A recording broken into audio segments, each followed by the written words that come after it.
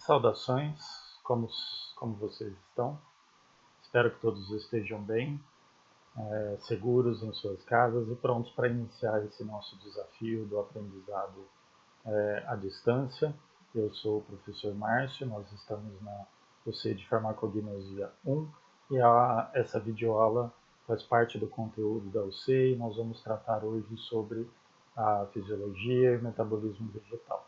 Além dessa videoaula, nós vamos ter um conteúdo complementar que vai estar disponível no CAD Moodle e no Classroom, que todos vão poder acessar e tirar as dúvidas. Nós também estaremos à disposição para tirar qualquer dúvida durante qualquer período através dos fóruns e canais que nós estaremos abrindo para contato com qualquer um que tiver dúvidas sobre essa aula, tá bom?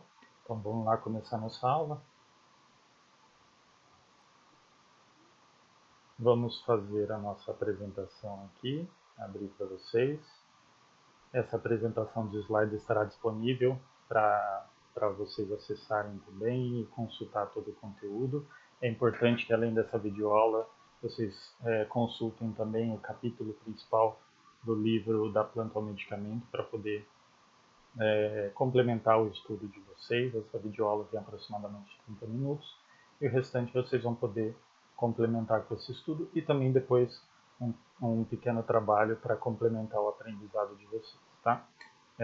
Nesse slide de apresentação, vocês devem estar vendo aqui, ó, uma molécula que é justamente a molécula de clorofila, tá? Essa molécula de clorofila tem tudo a ver com a aula de hoje, porque todos sabem que é a partir dessa molécula que a planta consegue fazer a captação de energia luminosa e transformar essa energia luminosa no seu alimento. Então, as plantas são organismos autótrofos que conseguem utilizar a luz solar para a produção de energia. Todo esse sistema funciona justamente por causa da clorofila. Vamos começar então? Nós, quando utilizamos as plantas como medicamento, nós temos que ter a compreensão de que essas plantas produzem algum tipo de substância que vai ter esse efeito terapêutico, tá? Então, entender como ela produz, por que ela produz, quais são os fatores que influenciam essa produção, nos permite atuar sobre esse sistema até durante o cultivo, depois a colheita da planta, para saber qual é a melhor maneira de se tratar esse material, essa planta, para que ela produza bem os componentes que nós precisamos para o efeito terapêutico. Então, por isso que é importante a gente estudar a fisiologia e o metabolismo vegetal, para a gente compreender esse funcionamento. Para tratar da fisiologia e metabolismo vegetal, a gente tem que falar um pouquinho, uma pincelada bem rápida, sobre a célula vegetal, que é a fábrica, né, que é o componente ali onde vai ser produzido esses metabólitos que funcionarão como fármacos ou medicamentos, correto? E depois a gente vai tratar um pouquinho do metabolismo primário, entender um pouquinho, uma pincelada bem rápida sobre a fotossíntese, e depois a gente já entra numa breve introdução ao metabolismo secundário. Lembrando que essa aula é um resumo de tudo e vocês devem consultar o capítulo do livro e os artigos que nós iremos passar para que vocês possam aprofundar sobre o assunto. Então vamos falar sobre a fábrica desses metabólitos secundários, né? A célula vegetal. Vamos comparar essa célula vegetal com a célula animal. E daí a gente pode destacar algumas organelas que diferenciam a célula vegetal da célula animal. A gente pode perceber que as principais diferenças são justamente a parede celular, destacando aqui para vocês, o cloroplasto, que é uma organela onde está contida a fotossíntese, né? Que está contida a clorofila, que vai ser responsável pela fotossíntese, e os vacúolos. Isso são os componentes principais que diferenciam a célula vegetal da célula animal. Vamos passar adiante. Passando adiante, vamos falar um pouquinho de cada um desses três. Vamos falar primeiro da parede celular. A parede celular, ela tem como função suporte estrutural, dar rigidez para a célula, e proteção, né? As células vegetais são células bastante fixas, né? E justamente por isso elas precisam de um suporte mais consolidado para poder se desenvolver. Tá? Pensando na célula vegetal, de fora para dentro nós temos as estruturas que subdividem a parede celular. Então nós temos a lamela média, parede primária, parede secundária. Tudo isso é composto por polissacarídeos em 90%, que são basicamente a celulose, entre outros, mas principalmente a celulose. E esses 10% de outros de composição, eu posso citar, por exemplo, as ligninas, que são componentes importantes que também dão suporte estrutural e proteção para a célula vegetal. Seguindo, vamos destacar o próximo componente que diferencia a célula vegetal da célula animal, vacúolos. Tá? Vacúolos são estruturas que podem ocupar até 95% do espaço celular vegetal. Tá? Eles têm como função principal estocar substâncias e também controlar o fluxo iônico. Então, se a planta, dependendo do regime hídrico que a planta está submetida, ela pode ter uma variação na absorção e na perda de água. Tá? E para a célula não ficar maluca com esse perde e ganha de água, o vacúolo funciona ali como um mediador que organiza esse fluxo iônico, mantém ali a célula com uma determinada estrutura fixa, tá bom?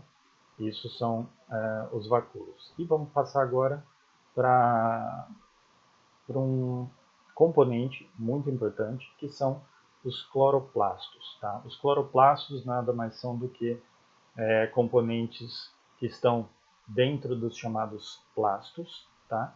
E que especificamente são responsáveis pela fotossíntese. Tá? Outros plastos, como os leucoplastos, aqui a gente tem os leucoplastos, e os cromoplastos podem ter função de armazenamento. Por exemplo, os leucoplastos aqui estão tendo a função de armazenar componentes hidrofóbicos, tá? ou óleos fixos e tudo mais.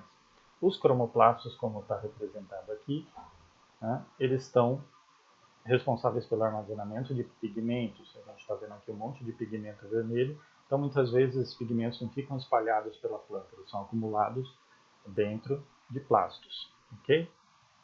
Então, essas são as três estruturas que diferenciam a célula vegetal. Agora, falando um pouquinho especificamente dos cloroplastos, eles são os responsáveis, eles contêm a clorofila, né, os sistemas chamados de sistema antena, onde estão colocadas as clorofilas, e é nesse sistema que pode ser subdividido em grânulo e depois em tilacoide, né, que é uma moedinha, uma unidade dentro do cloroplasto que contém o sistema de clorofila. Tá? É ali que acontece a fotossíntese, que é como a planta obtém a sua glicose, a sua energia e assim por diante. Tá? É importante também falar um pouquinho da fotossíntese. Vocês estão vendo aí no slide um esquema que demonstra tudo que acontece na fotossíntese. Nessa aula a gente não vai ficar muito fixo nisso, mas eu gostaria que todos vocês assistissem vídeos e buscassem mais informações no livro sobre as fases da fotossíntese e como ela acontece. Por que a gente aborda a fotossíntese? Porque é nela que a planta produz energia e depois armazena essa energia na forma de glicose, amido e assim por diante. Tá? Então, bem rapidamente, a fotossíntese ela pode ser dividida em duas etapas, isso vocês já devem conhecer. Uma delas é a fase luminosa, em que a energia solar ativa alguns elétrons, excita alguns elétrons, esses elétrons transferem energia depois para a célula, que fixa a energia na forma de energia química. Então a gente tem aqui a entrada de energia solar, e aí a gente tem a produção de NADPH e de ATP, tudo isso na fase luminosa. Depois a gente passa para a fase escura. Na fase escura a gente tem a fixação de carbono. Né? Então a planta utiliza esse NADPH e esse ATP para fixar carbono e produzir glicose. Então a fase escura, ela é basicamente acontece pelo ciclo de Calvin. Ela pode ser dividida em 3 etapas, a conhecer aqui carboxilação, redução, né, e regeneração, e através desse ciclo de Calvin a planta produz glicose. Eu dei destaque para isso por quê? Porque é a partir da glicose que acontece o restante do metabolismo vegetal, que a gente vai abordar a partir de agora. E o que é o metabolismo vegetal? O metabolismo vegetal é um conjunto de reações bioquímicas que ocorrem em uma célula ou organismo para manutenção das atividades vitais. Vamos falar agora do metabolismo vegetal. O metabolismo vegetal ele é importante porque, primeiro, como todo metabolismo, ele é mediado e direcionado por enzimas, no caso da planta, enzimas específicas. Tá? Esse metabolismo visa obter 3 etapas principais que eu vou chamar aqui de obtenção de energia, lembra? Fase luminosa, obtenção de ATP e NADPH, obtenção de moléculas para sobrevivência, e aí a gente está falando de macromoléculas, então glicose, aminoácidos, lipídios e proteínas, e moléculas para adaptação. Aí é novidade, a gente está falando de metabolismo secundário, tá? E daqui a pouco a gente vai entrar em detalhes de como isso acontece. Pensando em metabolismo primário e secundário, existem algumas diferenças. Vocês vão ver num esquemão daqui a pouco que eu vou mostrar para vocês, que eles estão totalmente interligados. Muitas vezes tem substâncias ali que a gente fica confuso se está no metabolismo primário ou se está no metabolismo secundário. Tá? Isso é importante. Eles são interligados, mas existem maneiras de se diferenciar. Quais são? No metabolismo primário são produzidas macromoléculas, moléculas de maior peso molecular e em grande quantidade. Tá? Então, quando a gente está falando de metabolismo primário, a gente está falando de carboidratos, lipídio, proteína e assim por diante. Tá? E no metabolismo secundário, nós temos micromoléculas, tá? Diversidade e complexidade estrutural maior e a produção é em pequena escala. Tá? Grande diferença do metabolismo primário para o secundário. O metabolismo primário é de produção para funções essenciais. Toda planta é capaz de produzir carboidratos, lipídios, proteínas e tudo mais. Então, o arsenal enzimático do metabolismo primário é comum a todas as plantas. Todas as plantas produzem. No metabolismo secundário, a gente está falando de distribuição restrita. O que significa isso? A planta vai produzir determinadas substâncias que vão ajudar na adaptação dessa planta ao local, ao meio ambiente, às condições de meio ambiente, tá? Fazendo com que essa planta se adapte melhor e tenha mais chance de sobrevivência, tá? Mas eles não são essenciais. Um ponto importante, a gente tem que saber que os metabólitos secundários, toda planta produz metabólito secundário? Sim. Toda planta produz os mesmos metabólitos secundários? Não. Tá? E é aí que é o segredo para se diferenciar metabolismo primário e secundário. É o que a gente chama de distribuição restrita. Vou citar, por exemplo, a planta da espécie Maithenus ilicifolia, que é a espinheira santa. Ela produz algumas substâncias, alguns flavonoides e taninos, que outras plantas não produzem. Tá? Papaver sonífero, outra planta que produz alguns tipos de alcaloides que outras plantas não produzem. Tá? Por isso que a gente chama o metabolismo primário como distribuição restrita. Cada planta tem um arsenal enzimático que vai direcionar para o que ela precisa. Tá? Então, diferenciando no final das contas, metabolismo primário é para funções essenciais. Toda planta faz, toda planta tem e é igual para todas. Metabolismo secundário é diferente para cada planta. Cada planta produz para se adaptar às condições de ambiente a que elas estão submetidas. Tá? Espero que tenha ficado claro. Qualquer dúvida a gente está à disposição. E a planta produz esses metabólitos secundários por algum motivo, para se adaptar. Por exemplo, defesa contra herbívoros e micro-organismos. Ataque de bactéria, ataque de fungo. A gente tem a substância diferente da gente, que quando é atacado a gente foge, ou de quando a gente está em perigo a gente pode sair do local onde está o perigo. A planta não. A planta é fixa. Então ela tem que lançar a mão da sua defesa. Qual é a sua defesa? Defesa química. E aí a defesa química pode ser, por exemplo, através de alcaloides, de taninos, glicosídeos cianogênicos, a planta vai produzir como resposta ao meio ambiente. Proteção contra a radiação ultravioleta e processos oxidativos. A planta também, quando nós vamos para o sol, por exemplo, a gente pode passar um protetor solar, a planta não. Tá? Então a planta lança a mão também de substâncias que são capazes de absorver radiação ultravioleta e também evitar processos oxidativos. As mais comuns para esse tipo de ação são os compostos fenólicos, como por exemplo aqui flavonoides e cumarinas. Outra atividade importante, essa função biológica para a planta, atração de polinizadores. Terpenos são substâncias componentes do óleo essencial, aquelas substâncias voláteis que vão ter um odor atrativo para alguns insetos que vão polinizar essa planta. Então, isso é importante também. E, por fim, dentro das funções importantes que vale a pena destacar, tem a alelopatia. O que é a alelopatia? A alelopatia é quando a planta produz determinadas substâncias e libera no solo ao seu redor, e essas substâncias inibem a germinação de outras plantas da mesma espécie ao seu redor. Ou seja, ela garante que aquele espaço que ela vive vai ter nutriente, vai ter tudo só para ela. É um jeito de sobreviver também. Isso se chama alelopatia. Vamos seguir então.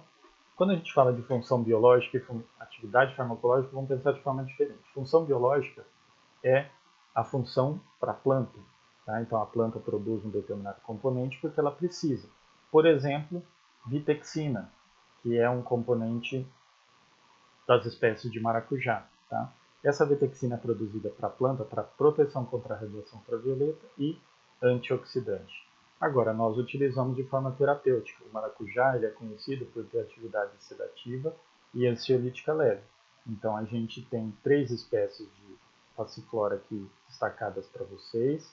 Aqui nós temos a flor, e na verdade o que é utilizado são as folhas, tá? Para obtenção do extrato e chá. E a gente tem então atividade biológica e atividade farmacológica como sendo atividade para planta biológica, atividade farmacológica que nós utilizamos o medicamento, certo? Vamos seguir então. Olha que visão geral do metabolismo vegetal. Nesse esquemão aqui vocês vão olhar com bastante calma depois. No livro tem detalhamento desse esquema, mas é importante salientar aqui que nós podemos destacar aqui, eu vou destacar para vocês os componentes do metabolismo primário, tá? Nucleotídeos, carboidratos, lipídios, proteínas. Metabolismo primário, toda planta produz os mesmos metabolismos. Agora vamos para os metabólitos secundários. A gente tem basicamente 2 vias principais, a gente vai entrar em muito detalhe com vocês na Gnosia 2 quando a gente começar a falar de cada classe, tá? Mas vamos pensar em 2, ácido chiquímico e acetilcoenzima A. Então tem a via do ácido chiquímico, que é também chamada de via do chiquimato, e a via do acetilcoenzima A, que é chamada também de via do acetato. Via do chiquimato, via do acetato. Através dessas 2 vias, a planta também tem algumas subvias que direcionam para a produção de 3 grandes grupos de substâncias, ok? Então vamos falar primeiro de terpenos, depois de substâncias nitrogenadas, também nesse caso conhecidas como alcaloides, e substâncias fenólicas. Tá? Então vamos fixar nesses 3 grandes grupos. Esses 3 grandes grupos depois são subdivididos. Mas, bom, se a planta produz esses grupos, como a gente classifica? Porque o que tem numa estrutura que classifica ela como terpeno, e o que tem numa estrutura que classifica como substância nitrogenada e fenólica e assim por diante. Tá? Deem uma olhada com cuidado nesse esquemão. Aqui a gente tem também, vou deixar bem destaque para vocês, ó, ácido chiquímico, via da acetilcoenzima A, que são as 2 vias principais de produção de metabólitos secundários. Detalhe, a via do acetato ela pode se dividir também em outras 2 subvias importantes, mas as 2 produzem terpenos. Ok? É isso, por enquanto é isso. Depois a gente vai dar mais detalhes para vocês. Importante, eu vou passar depois para vocês um artigo e vocês vão trabalhar um pouquinho sobre os fatores que alteram esse metabolismo. Tá? Então, metabolismo primário e secundário, você já sabe que eles são bem ligados, mas dá para diferenciar o que é produzido num e o que é produzido no outro. Mas a gente já falou que a planta responde com uma produção de uma determinada substância química por influência do meio ambiente. Então, o que pode influenciar a produção de mais ou menos uma determinada substância, ou a produção ou não de uma determinada substância? Por exemplo, a altitude. Desse artigo vocês vão encontrar estudos que falam que variações de altitude fazem com que a planta varie o teor de metabólitos secundários. Tá? Outra coisa, sazonalidade, período do ano, primavera, verão, outono, inverno. Conforme muda a estação, muda a produção e o teor de metabólitos secundários. Índice pluviométrico, então a gente tem que as precipitações, as chuvas, conforme variam as chuvas, varia também o teor de metabólitos. Radiação ultravioleta, mudou a radiação ultravioleta, maior ou menor incidência, vai produzir mais ou menos determinadas substâncias. Cada fator desse, ele pode estar ali influenciando a produção de determinada enzima, que vai direcionar justamente para a produção do que a planta precisa. O que a gente chama de ritmo circadiano? Ritmo circadiano é o dia e noite. Tá? Tem substâncias que são produzidas à noite pela planta para serem utilizadas durante o dia, ou vice-versa. Existem estudos relacionando isso. E aí também a composição atmosférica, o ataque de patógenos herbívoros faz a planta produzir mais ou menos determinadas substâncias. A idade da planta pode influenciar também e a disponibilidade de água, micronutrientes e macronutrientes também. Tudo isso influencia. Olha quanto fator que influencia na produção desses metabólitos secundários. Tá? Isso é importante para que a gente depois estabeleça um cultivo correto, para a gente estabeleça uma colheita correta, um tratamento correto para esse produto que depois vai ser transformado no medicamento. Certo? Vamos seguir então. Vamos falar então das três grandes classes. Tá? Vamos falar primeiro de terpenos, que são aquelas substâncias que elas têm na estrutura que faz com que nós classifiquemos como terpenos. Elas têm unidades de isopreno. Uma unidade isoprênica tem 5 carbonos. Ó, vou marcar aqui para a gente ver. 1, 2, 3, 4, 5 carbonos. Percebam que o mentol, que é um terpeno, ele possui 2 unidades de isopreno. Correto? Uma aqui e a outra aqui. Eu nem precisava ter desenhado, porque na imagem do lado a gente está vendo em destaque justamente isso, tá? As unidades isoprênicas formadoras do mentol. Então a gente diz que o mentol que tem 2 unidades isoprênicas é monoterpeno. 10 carbonos, 2 unidades isoprênicas. E aí os senhores têm toda a classificação. Nós podemos ser sesquiterpenos com 15 carbonos, diterpenos com 20 carbonos, sester-terpenos 25, triterpenos com 30, carotenoides com 40. Esteroide é um derivado de triterpeno. Tá? Então, na produção da planta, ela produz primeiro um triterpeno, depois ela cliva alguns carbonos, retira alguns carbonos, e aí a gente tem substâncias que vão de 18 a 27 carbonos. Percebam que já não é múltiplo de 5, todos os outros são múltiplos de 5, tá? Porque todos vêm basicamente das mesmas vias. Lembra? Via do acetato. Terpenos, via do acetato. Ok? Terpenos são importantes pela atividade dentro dos óleos essenciais, anti-inflamatória e uma série de outras atividades. Vamos falar um pouquinho dos nitrogenados, então. Então, a planta, a partir da produção de aminoácidos, percebam, aminoácido, metabolismo primário. A partir dos aminoácidos, a planta produz alguns alcaloides. Então, o que o alcaloide tem em comum? Átomo de nitrogênio. Veja a morfina, veja aqui a nicotina, né? Veja aqui a efedrina. São componentes alcaloides, todos têm um nitrogênio. Às vezes esse nitrogênio está num anel e outras vezes não, está numa cadeia aberta. Tá? Então, são sintetizados a partir basicamente da ornitina e da lisina como aminoácido de cadeia aberta, né? E triptofano, fenilalanina e tirosina para os aminoácidos aromáticos. Então, a gente tem também a produção de aromáticos aqui. Fechou? Alcaloides são importantíssimos para a atividade psicoativa. Tá? Aromáticos, para a gente finalizar. Aromáticos possuem, pelo menos na sua estrutura, um anel aromático e, para ser considerado composto fenólico, pelo menos um hidrogênio, né, desse. Então, aqui a gente tem um aromático e aqui a gente tem 2 hidroxilas substituindo hidrogênios. Então, aqui nós temos um composto fenólico. Tá? E a gente tem, dentro dos compostos aromáticos e fenólicos, a gente tem uma subdivisão. Então, a gente pode ter cumarinas, a planta vai produzir antraquinonas, ela vai produzir fenilpropanoides, ela vai produzir flavonoides, ela vai produzir lignanas. Percebam que todos têm em comum um aromático, e esse aromático aqui, pelo menos um ou mais hidrogênios vai estar substituído por hidroxilas, formando os compostos fenólicos. Atividade antioxidante, atividade anti-inflamatória, atividade dilaxativo, atividades muito variadas que a gente vai poder falar para vocês com calma ao longo do tempo, tá ok? Não é só isso, tem outras substâncias mais complexas ainda.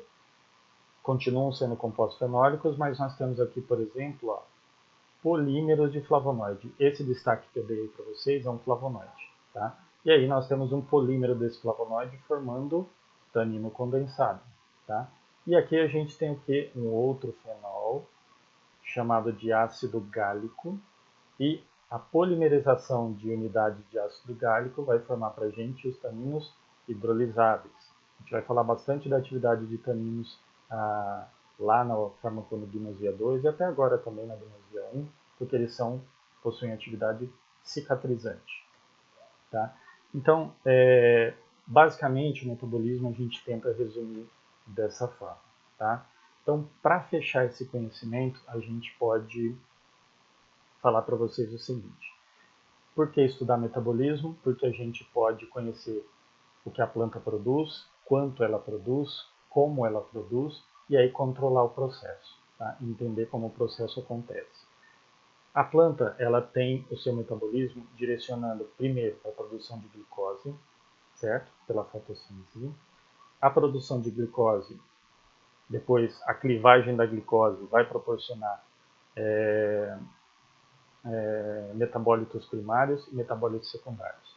O metabolismo primário produz substâncias em grande quantidade de função essencial, sobrevivência da planta, estrutura, crescimento e tudo mais. Metabólitos secundários, funções adaptativas.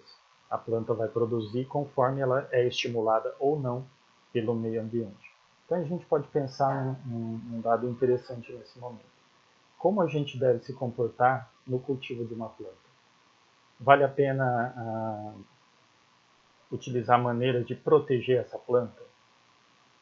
Né? Geralmente na agricultura a gente pensa nisso, né? Proteger de patógeno, proteger de pragas e tudo mais. Não vale a pena, porque a planta ela precisa do estímulo ambiental para poder produzir o metabolismo secundário. Tá? Então tem que se tomar um cuidado muito grande no cultivo e a gente só tem esse conhecimento porque a gente estuda metabolismo e fisiologia vegetal. Tá ok? Que mais? Para finalizar, a gente sabe que também, basicamente, existem duas vias principais, via do acetato, via do shikimato.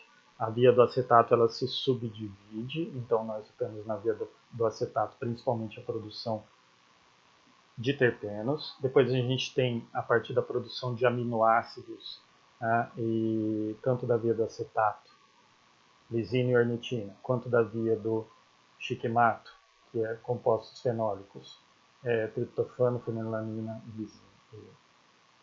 Fenilanina e triptofano principalmente.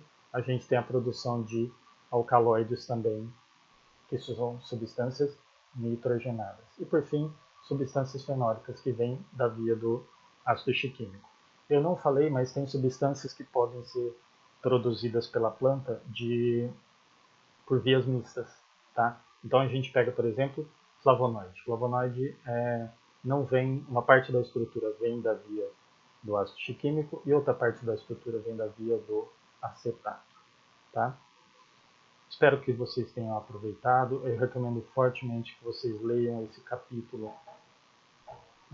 do livro Farmacognosia da Planta ao Medicamento, ou então da Farmacognosia do Produto Natural ao Medicamento.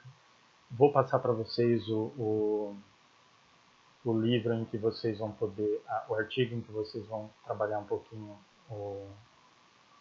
complementando o estudo de vocês. E aquele esquemão grandão que eu passei para vocês de metabolismo vem aqui da Fernanda Anselmo Moreira, que é uma dissertação de mestrado. Tá ok? Espero que todos tenham aproveitado. Estou à disposição de vocês, assim como os outros professores também. E, pessoal, vamos lá, vamos estudar. Bom estudo para todos.